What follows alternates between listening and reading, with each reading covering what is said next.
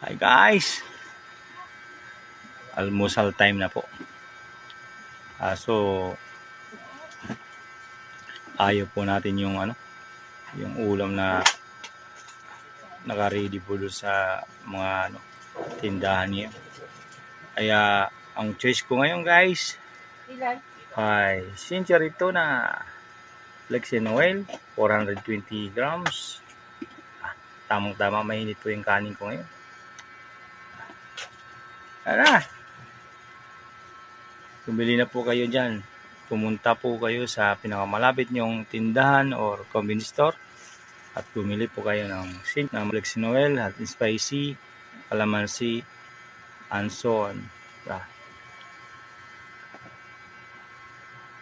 Tamang-tama po yan sa mainit na kanin. Century tuna lang po. Sagot sa inyong problema.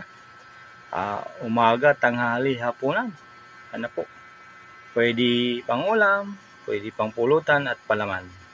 Sa Panginoon din guys, pag sahod, bumili na po kayo at mag-stock para walang problema sa ulam.